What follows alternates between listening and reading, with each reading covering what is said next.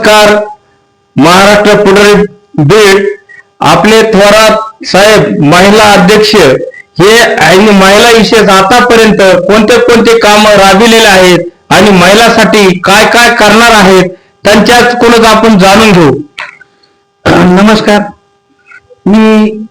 माझं नाव सांगतो. पहिलं मी गोरख दशरथ थोरात, बीडचाच आहे प्रॉपर, नामलगाव फाटा घोसापुरीमध्ये.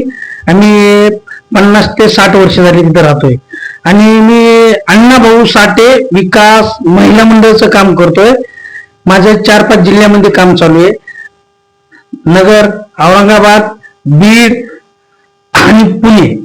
तर इथं नामलगाव फाट्यावर की बाबासाहेब आणि अण्णाभाऊ साठे यांचे पुतळे मी दसऱ्याच्या, दिवाळी आणि दसऱ्या ह्याच्या मुहूर्तावर बसवले.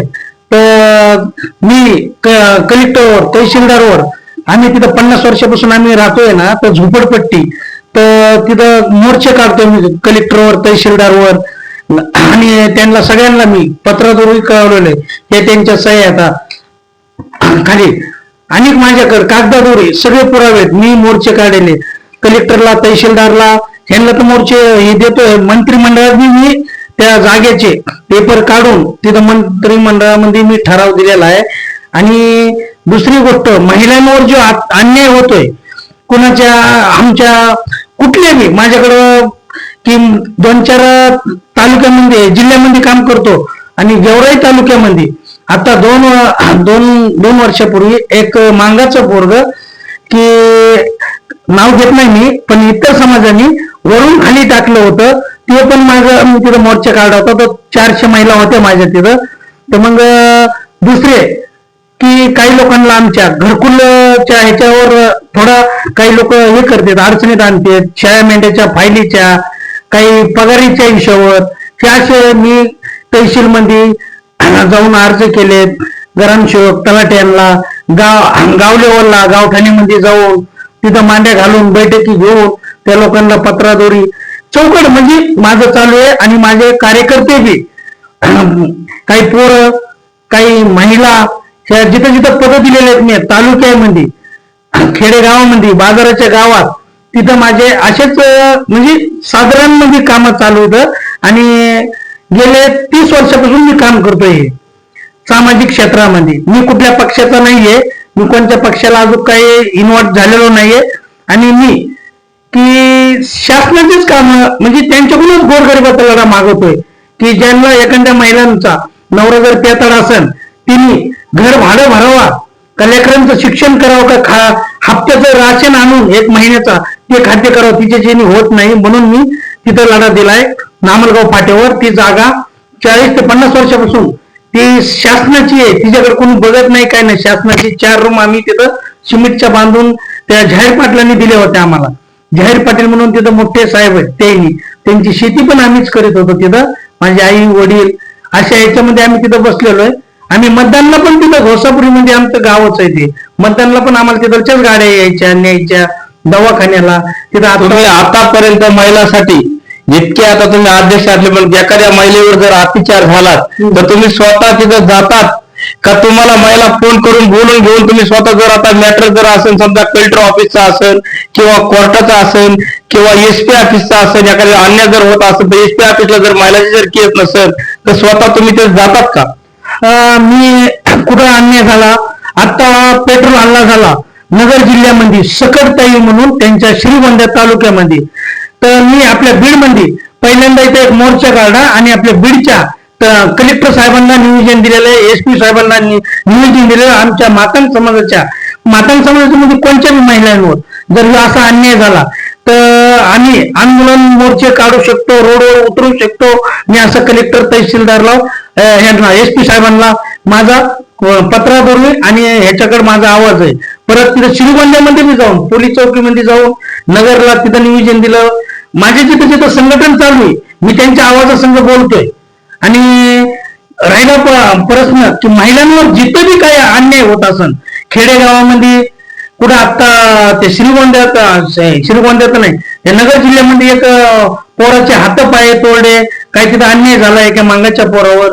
आणि दुसरीकडे बी अनेक आमच्या समाजाच्या आणि आमच्या समाजाचं सोडून नाही की इतर कुणाच्या बी समाजाच्या मांग मार चांबार कुंभार कुठल्या बी असेल तरी मी तिथपर्यंत माझी संघटना तिथपर्यंत पोहोचतीये आणि आम्ही तिथं सुखरूप आम्ही पत्राद्वारे काम करतोय. नाही ते न्याय केलं तर आम्ही कलेक्टरला सांगून की त्यांना पत्राद्वारे मोर्चे काढून आम्ही आमच्या पुराव्याने आम्ही शासनाला सवलत मागतोय.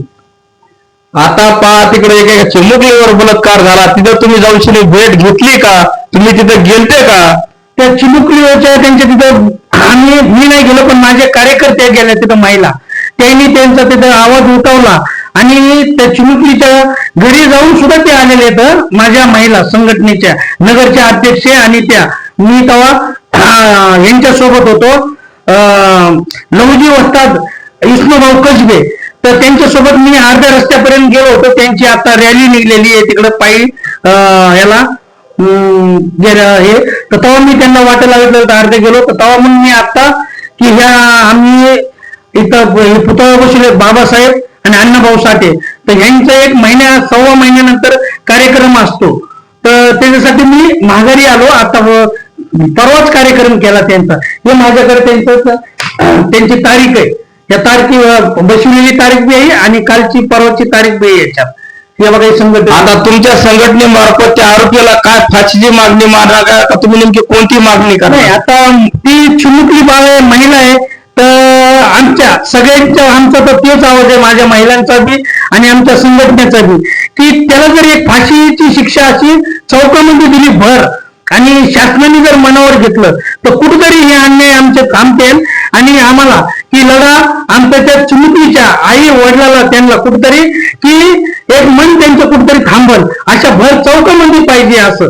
आता ते पेट्रोलचं सकट ताई ती पण महिलाच होती तिच्या पण अशाच गोष्टी केल्या पण हे असले कुठेतरी थांबले पाहिजे हे लढे आणि त्या शासनाने आता मुख्यमंत्री झाले आता आले होते बीडला आता काल इथे मुख्यमंत्री झालेले त्यांनी असे जर मनावर घेतलं आता उद्या परवा दिवशी देवेंद्र साहेब ते पण येणार आहेत त्यांच्यासाठी पण मी की त्यांनी जर असं चिमुकलीसाठी आता तुम्ही उंचाला काय निवेदन देणार आहे? तुम्ही आपल्या मुख्यमंत्र्याला बीड सिटी मध्ये परवाशी येणार आहेत उद्याला तर तुम्ही काय निवेदन देणार आहेत? मी आमच्या माध्यमातून मी आमच्या संघटनेच्या वतीने की त्या चिमुकली महिलांसाठी एका बालक तिच्यासाठी की आमच्या संघटनेच्या वतीने आणि आमच्या महिलांच्या वतीने मी त्यांना एक पत्राद्वारे अर्ज कळवणार आहे की महाराष्ट्रामध्ये की त्यांना फडणवीस साहेब की हे माझं पत्र आहे त्या महिलांसाठी की ह्याला फाशीची शिक्षा झालीच पाहिजे. माझ्या जिथं माझ्या महाराष्ट्रात जी महिला संघटनेचं आहे छोटी असू मोठी असू आणि खुश असू त्यांना मी पत्राद्वारे माझ्या संघटनेच्या कळवणार आहे. बघा हे माझं लेटर आहे. हे लेटर ह्याच्यामध्ये जसं हे आता खासदार कलेक्टर तहसीलदारांनी सह्या केल्यात असं मी त्यांना लेटर देऊ की मी माझं जो चालू आहे माझ्या संघटनेचा लढा ते मी तेवढा उद्याच्याला करतोय त्यांना निवेदन देतो. नमस्कार Maharashtra Beed ESP TV news Beed.